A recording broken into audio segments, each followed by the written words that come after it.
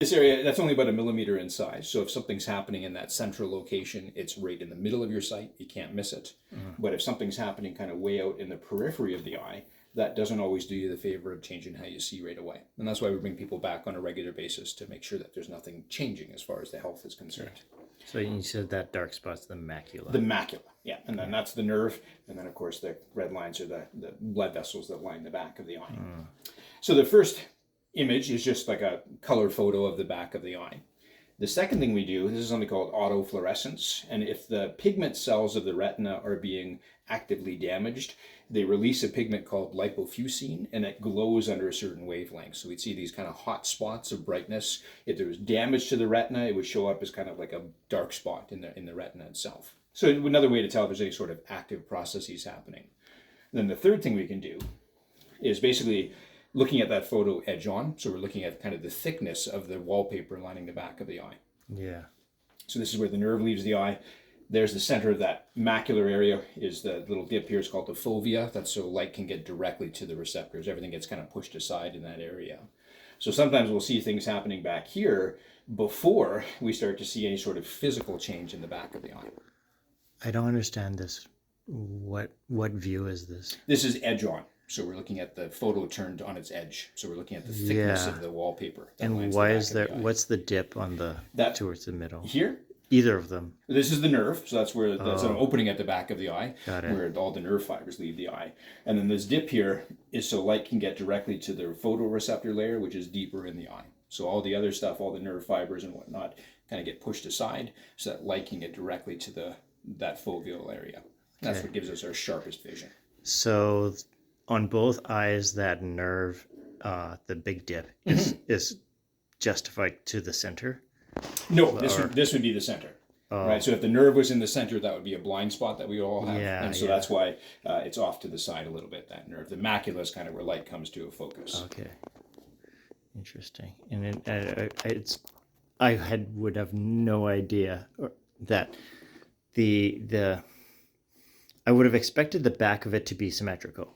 And so like even the curve leans towards the center, like the center of the face. Is that right? Well, the nerve is on the nasal side. Yes. And so some people definitely have, and of course, this is on the area. This is an order of like 2 millimeters, 3 millimeters kind of thing. So it definitely is a small segment of the back of the eye. If we could see the whole thing, the eye, of course, would be curved. Right? Yes. So we're looking at just one small section at the back of that eye. Got it.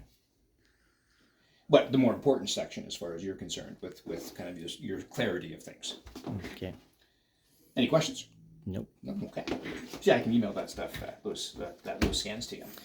So this picture, those are my eyelashes, right? Yes, eyelashes and lids. Yeah. It's kind of unavoidable with the way you have to get into that thing to get some lids and lashes. There's no way to you could pry it back, I guess, but there's no way to eliminate it. Yeah. Not totally. No, you can get rid of, like if you're really, really wide-eyed, you can get rid of most of the upper stuff, but this is the upper lid, and so the upper lid tends to block more of things, and so, and unfortunately with Asian descent, sometimes we don't have a very wide aperture, so it's hard to get everything out of there, but that's difficult even in people who have quite wide apertures as well. It's kind of unavoidable to get some lashes in there. Fair.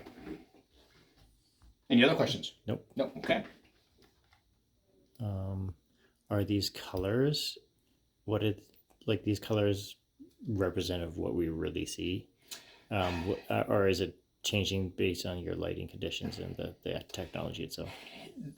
Some of it is influenced by the camera itself. Like sometimes we'll see a bit more reddish looking, sometimes it looks a little more greenish looking, and I think that depends on a number of factors as far as how far away you are from things and whatnot as well. But that's generally the coloration of things in terms of what it looks like. We all have different pigmentations, and so the deeper layers of the eye, yours are more pigmented, but you have a darker complexion.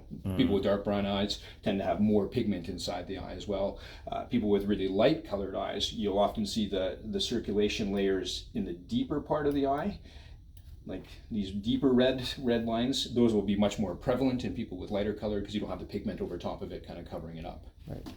But that's generally what the coloration looks like when I look with the naked eye inside the eye. Okay. So the typical photo that people normally see of the eye from the front, that's not something that you need a photo of because it's not useful to you, right? I'm assuming. Not unless there was some. I mean, we can take photos of the front chamber of the eye if there was like a freckle on the iris or something that we needed to get a particular thing, but it's not something we do standard wise unless there's something specific that we're looking for. Whereas the photo of the back of the eye is something we compare with visit over visit to see if there's any changes.